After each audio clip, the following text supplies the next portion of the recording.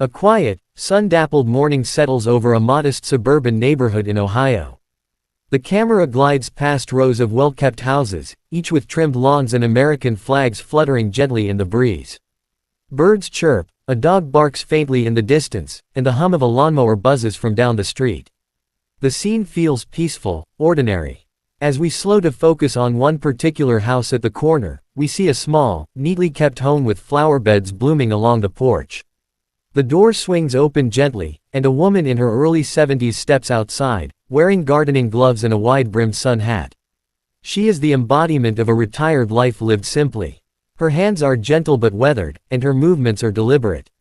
She kneels to trim some lavender bushes, humming quietly to herself as she works. A mug of coffee rests on the porch railing.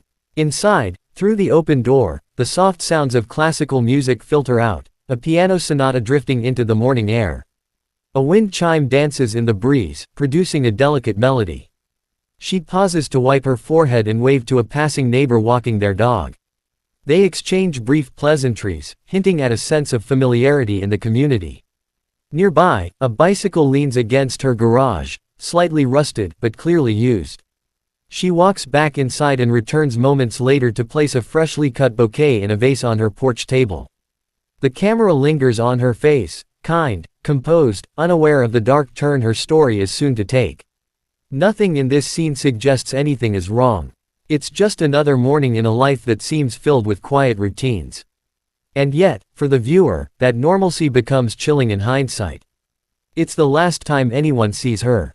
The tranquility of this opening moment stands in stark contrast to the questions and heartbreak that will follow, making it all the more haunting. A few days have passed, and the once warm and inviting home now carries a quiet, unsettling stillness. The morning sun still shines over the Ohio neighborhood, but something feels different, off. Her garden, once neatly trimmed, shows signs of neglect. The lavender bush she used to prune has grown uneven, and the vibrant flowers she tended now droop slightly, thirsty from lack of care. The mug of coffee from earlier still sits on the porch railing, untouched and stained by a ring of rainwater. The front door is closed, curtains drawn tight as if shielding something from the outside world. A neighbor walks by again with their dog and slows down. They glance at the house and frown. There's mail piling up in the mailbox, unusual for someone so punctual and precise. The newspaper from 2 days ago lies damp and yellowing in the grass. A trash bin, still full, hasn't been rolled out to the curb. The dog barks toward the house, tugging at its leash. The neighbor hesitates before continuing on, a look of concern spreading across their face. Inside the home, everything appears untouched. The kitchen light flickers softly overhead. A kettle sits on the stove, dust beginning to settle on its metal surface. Her phone is still on the table. A sweater draped over a chair. One of her favorite books lies open, as if she had just stepped away mid-sentence. Yet there's no sign of her. Later that day, a family member arrives after repeated unanswered calls and messages. Their knock goes unanswered. They try the doorknob. It's unlocked. Stepping inside, their voice calls out, echoing into the silence, "Aunt Linda. Are you here?" No reply. The house feels cold, too quiet. They move from room to room, bed neatly made, no dishes in the sink, her purse still hanging by the door. Panic begins to set in. Soon after, the police are called. Flashing red and blue lights reflect off the windows as officers begin their initial sweep. Neighbors gather in hushed clusters, whispering theories and expressing confusion. No signs of forced entry. No struggle. She had simply vanished, left behind everything except herself. What started as an ordinary week has now become the beginning of a haunting mystery that will stretch on for months, leaving only silence in its wake. Rain taps softly against the windows as the overcast sky casts a dull gray light over the neighborhood. The police tape flutters in the breeze, loosely strung across the entrance of the small home that was once full of routine and comfort. The familiar front porch is now part of an active investigation. A patrol car is parked at the curb, engine idling. Inside the house, uniformed officers and detectives walk carefully through each room, speaking in low, measured tones. Gloves on, notebooks out, eyes scanning every surface. Detective Morales, seasoned but visibly concerned, moves slowly through the living room. He pauses at the coffee table where the woman's glasses and an unfinished crossword puzzle still sit. He studies it for a moment, then looks around the room, sensing the presence of a life lived quietly and alone. Nothing appears to be disturbed, no overturned furniture, no broken windows, no sign of forced entry. It's as if she simply stepped out and never came back. In the kitchen, a forensic technician takes photos of the table, the stove, the empty mug. An open calendar on the wall shows appointments neatly written in blue ink. Doctor's visit, lunch with a friend, library book return, all now outdated. Everything is in order, yet completely wrong. Her car is still in the garage. Her purse and keys remain untouched by the door. Even her reading glasses are left behind, an item she never went without. Detectives begin canvassing the neighborhood. One officer speaks with the concerned neighbor who last saw her tending to her garden.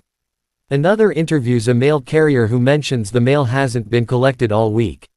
There are no known enemies, no financial troubles, no signs of struggle. The deeper the investigators look, the stranger it seems. Back inside, the silence is thick.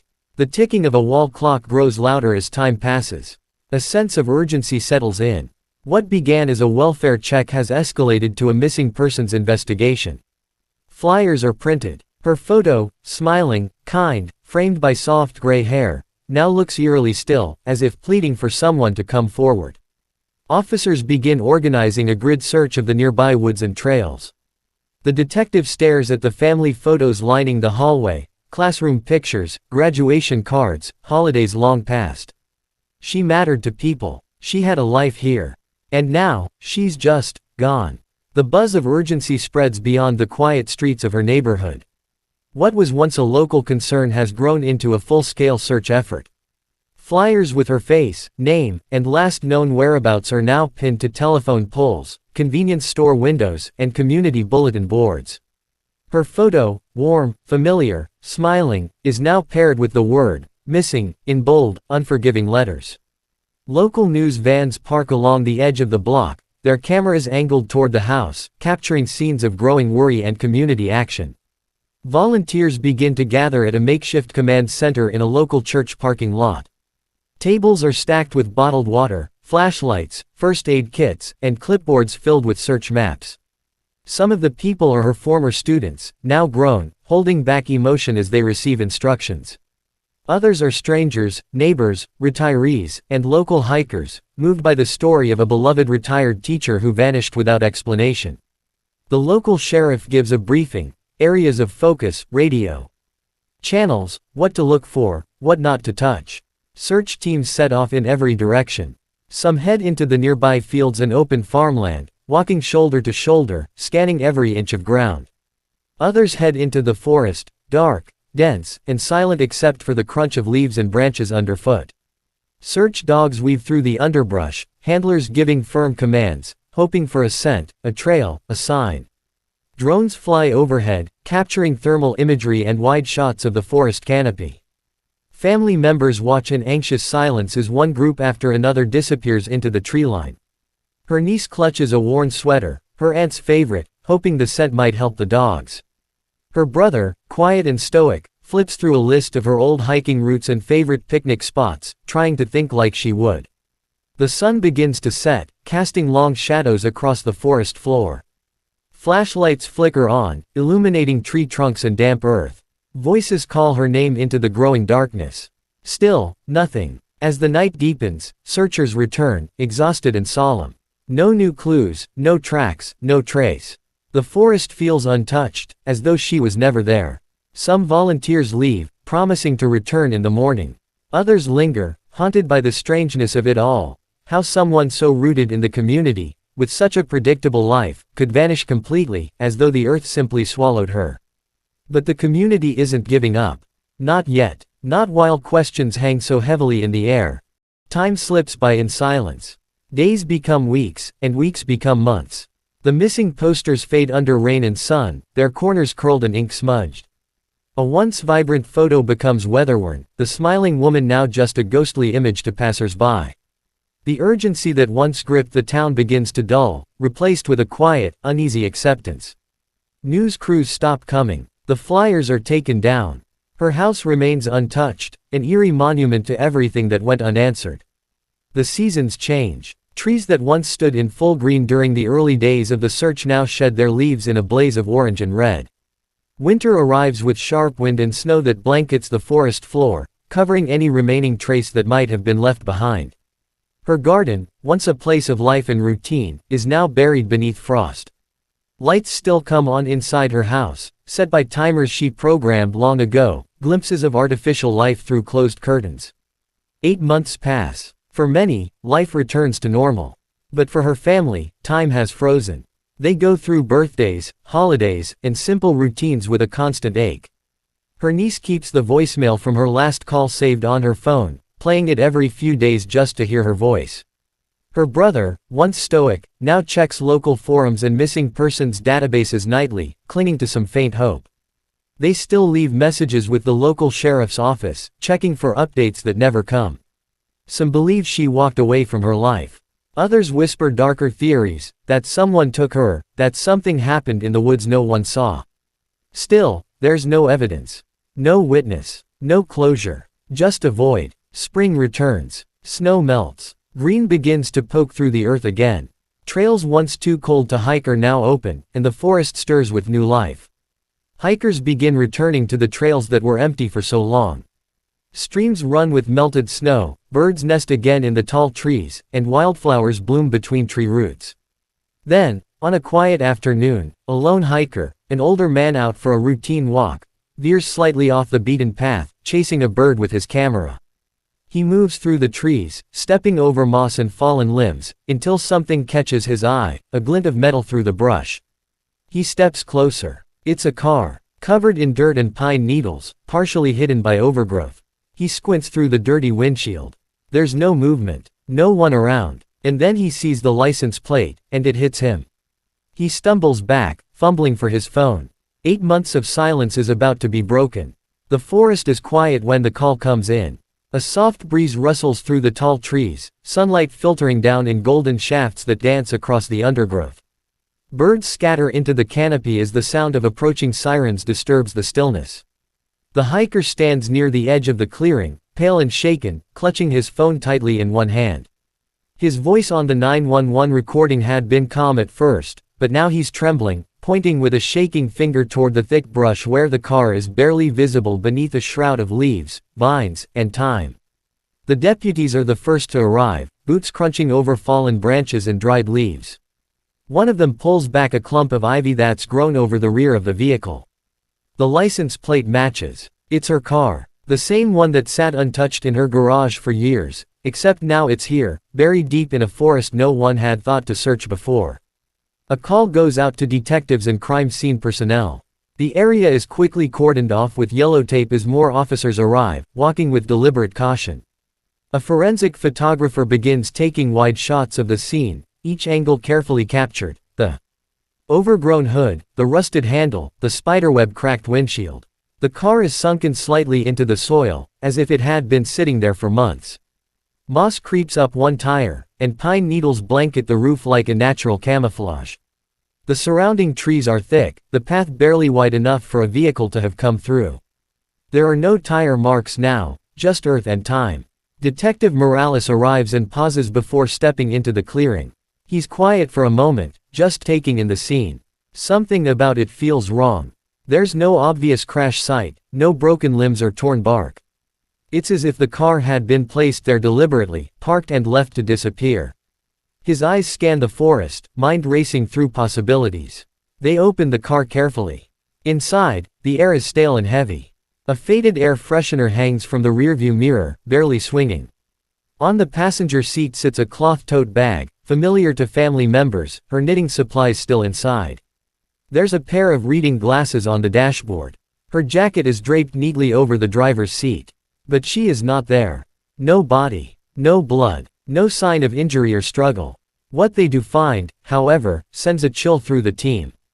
On the floor of the backseat lies her cell phone, long dead but undamaged.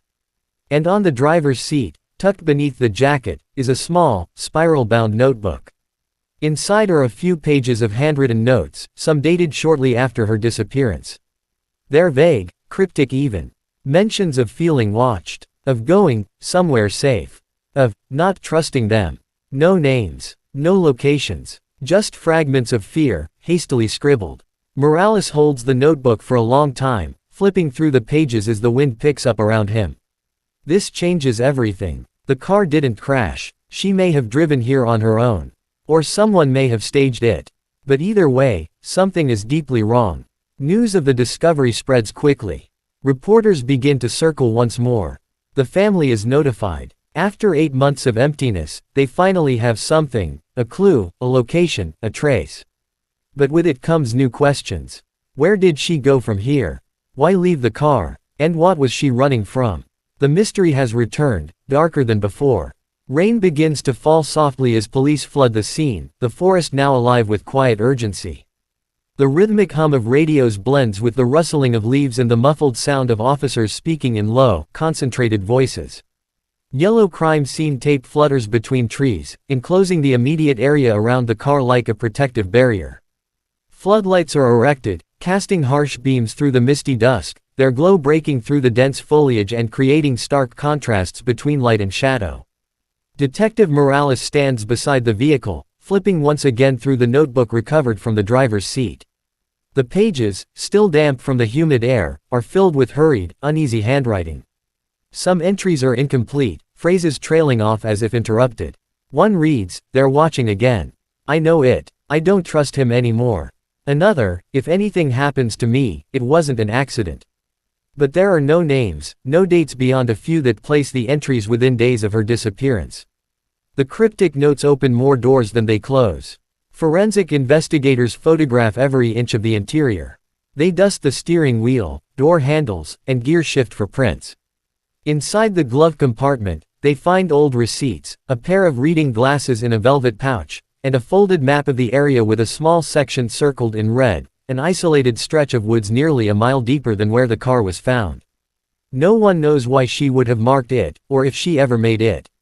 There, outside, search teams begin to spread out again, this time radiating from the car's position in tighter, more methodical patterns. Dogs are brought in, handlers working silently as the animals sniff for scent trails. The underbrush is thick, the terrain muddy and uneven.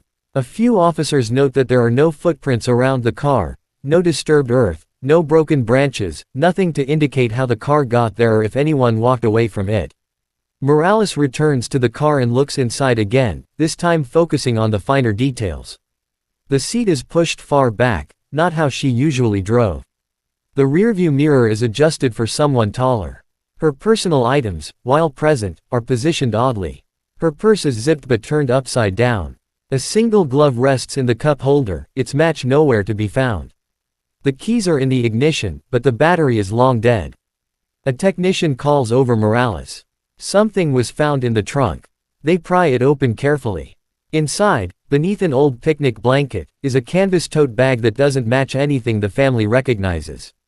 Inside the bag, a flashlight with dead batteries, a few unopened cans of food, a half-empty bottle of water, and a small envelope labeled, "For whoever finds this."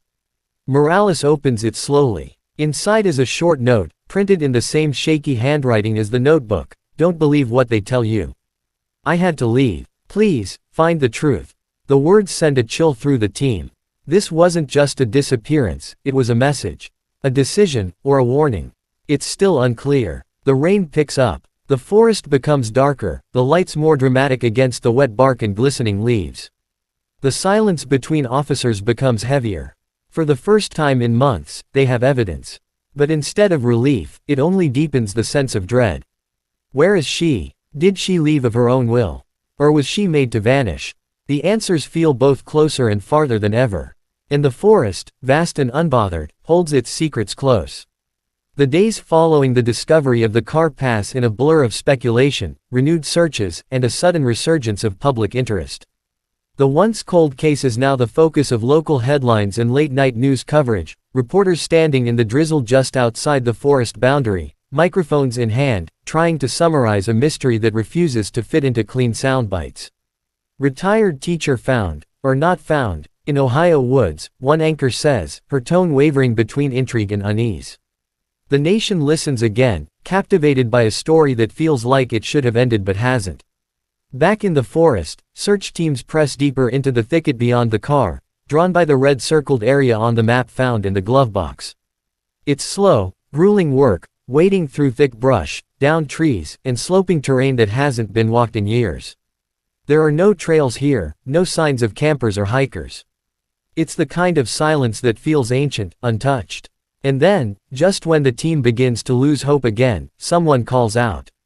They find it nestled between two old trees at the edge of a shallow ravine, a makeshift shelter, carefully hidden beneath layers of branches, brush, and camouflage netting that has started to rot in the spring humidity. It's barely large enough for one person, constructed from fallen logs and scavenged materials. The inside is dry, surprisingly clean, and lined with a sleeping bag, now damp with age. A small lantern sits near the entrance. Next to it, a stack of empty food cans and water bottles. Evidence that someone had lived here. There's a journal, similar to the one found in the car, wrapped in plastic. The handwriting is hers. In it, more entries, longer this time. Clearer. One page reads, "I'm safe, for now. I know what I saw. I couldn't go back, not after the conversation I overheard. They think I'm gone. Maybe it's better that way." Other entries mention her fear of returning home, her distrust of someone she once confided in, and a growing paranoia that someone was following her every move, even in the woods. She writes of strange noises at night, of footsteps, of whispers in the dark. But then the entries stop abruptly. The final page is unfinished. "If anyone finds this, please know I didn't leave because I wanted to disappear. I was scared. The sentence trails off, no period, no closure. Just silence after that. Back at the command center, her family gathers as investigators reveal the findings. Her niece reads the journal with shaking hands, tears welling in her eyes. It's her handwriting, no doubt. Her words, her thoughts. But still, no sign of her. No body. No evidence of injury. No clear proof of foul play, yet also no assurance of safety. It's as though she vanished a second time, this time from the woods that seemed to protect her, or perhaps imprison her. Detective Morales stands alone at the edge of the clearing where the shelter was found. He stares into the forest, listening to the sounds of the wind pushing through the canopy. There's something unfinished here, something buried deeper than any search team has yet uncovered. The evidence suggests she was alive, hiding, perhaps even watching from a distance. But where did she go after that final journal entry? Who was she afraid of? Why didn't she ask for help? The case remains open. The house back in town still stands, porch untouched, the garden long overgrown. Her car sits impounded, the notebooks sealed as evidence. And the forest, it remains vast and indifferent, swallowing her trail like a tide receding from shore. There are no more answers, only echoes.